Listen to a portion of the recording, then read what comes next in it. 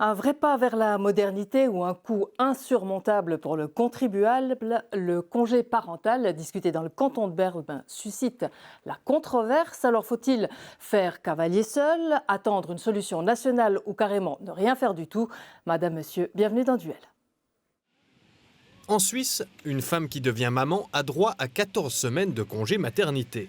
Depuis une votation populaire de 2020, le père a droit à 2 semaines de congé paternité. Les deux parents touchent 80% de leur salaire. En comparaison avec d'autres pays d'Europe, 14 semaines, c'est peu. En Allemagne, le congé parental peut durer jusqu'à 3 ans. En Finlande, un congé parental de 14 mois est en discussion. Dans le canton de Berne, un comité se bat pour l'introduction d'un congé parental de 24 semaines par enfant que les parents pourraient se répartir. Et ce, en plus du congé maternité et paternité déjà existant. Le gouvernement bernois n'est pas emballé par cette idée et propose de la rejeter.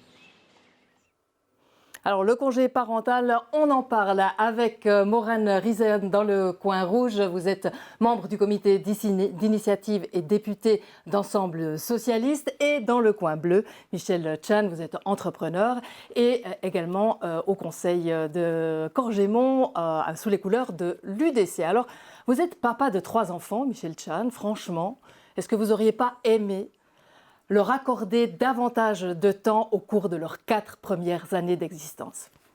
Tout d'abord, bonjour. Oui, bien entendu.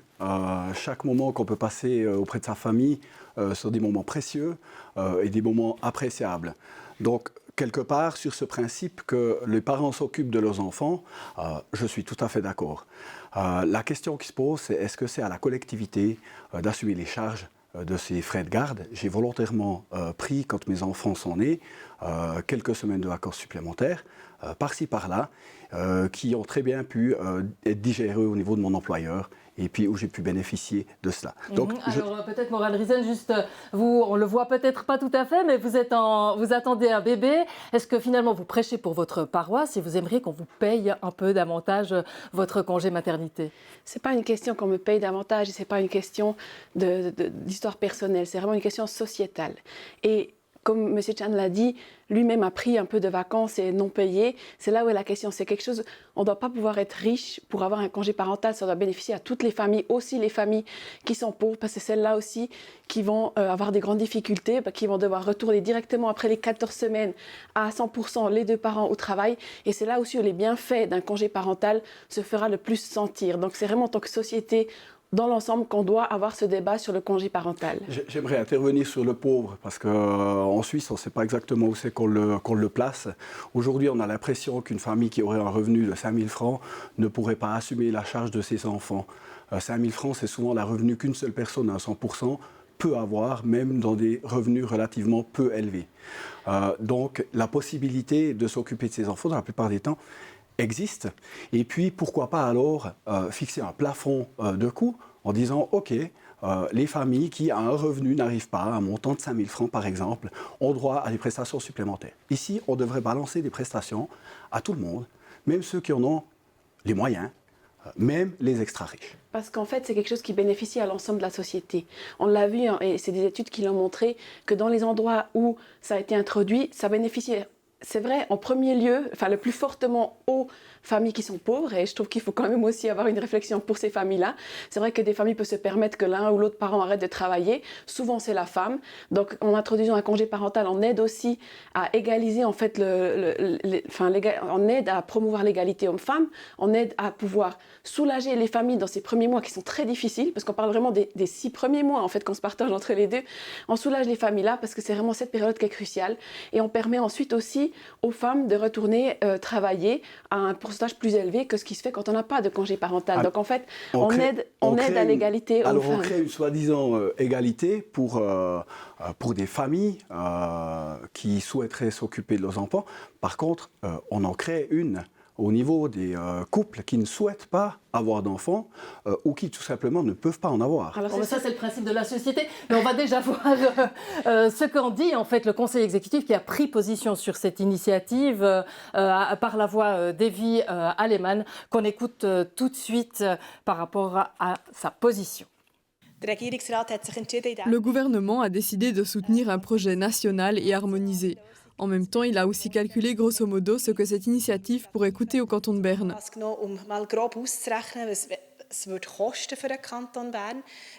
Si on acceptait cette initiative pour 24 semaines de congé parental payé, le canton devrait débourser à peu près 200 millions de francs par année. Au vu de la situation financière actuelle, ce ne serait pas supportable.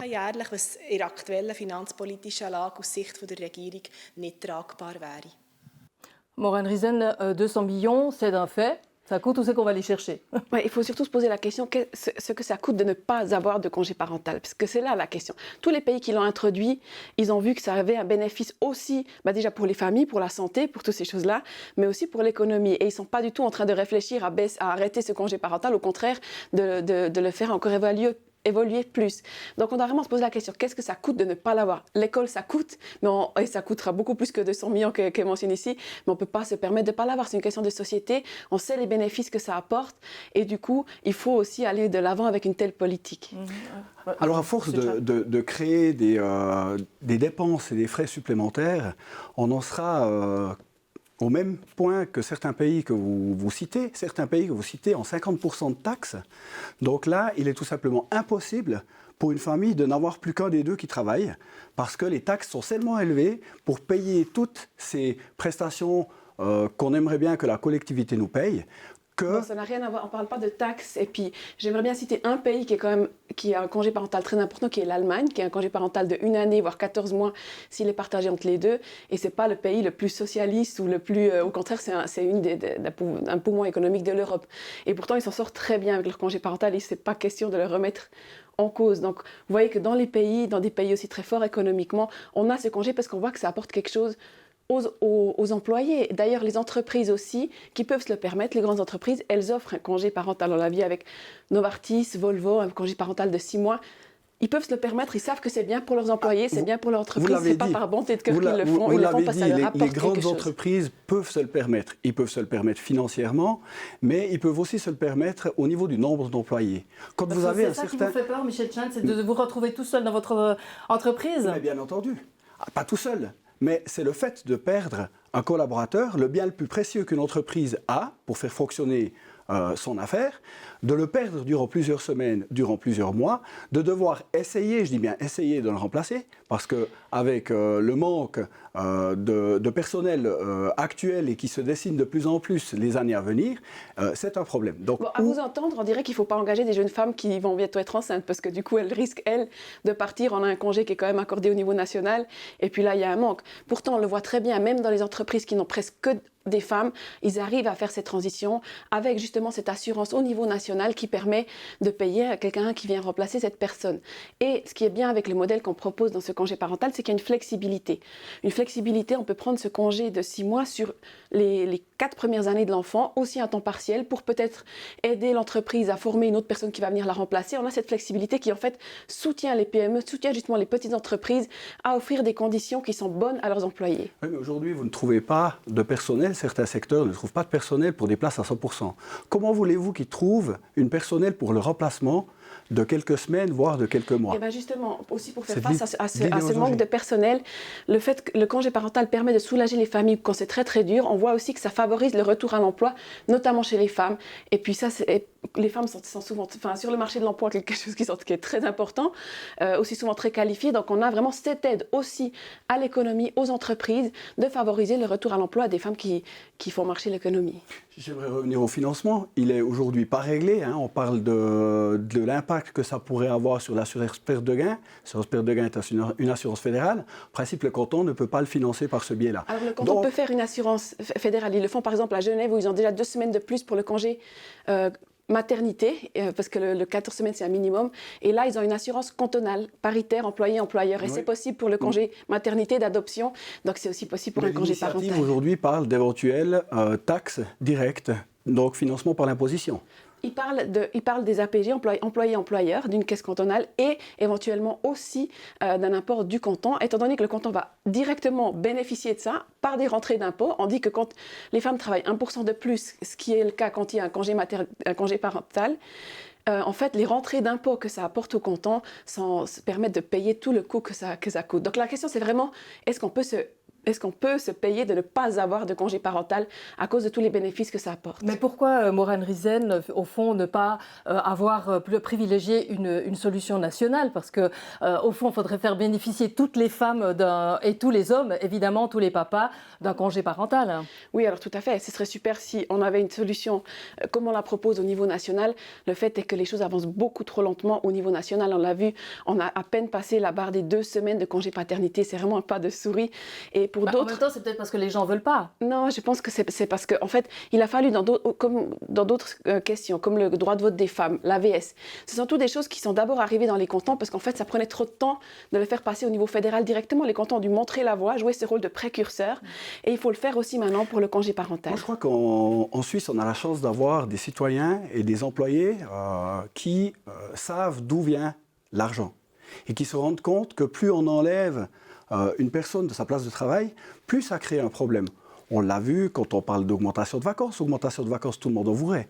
Mais si on est réaliste, quelqu'un doit les payer. Quelqu'un doit remplacer la personne sur son poste de travail. Et ici, on est dans le même cas de figure. À chaque fois qu'une personne manque... c'est la femme qui paye en fait ce travail non payé de rester avec l'enfant, qui doit payer sur toute sa carrière parce qu'elle n'a pas réussi à concilier vie familiale et professionnelle sur les premiers mois. Le congé Donc maternité le coût là, existe. il est porté en grande majorité par les femmes. Et c'est là qu'il faut l'équilibrer et le faire porter par l'ensemble de la société.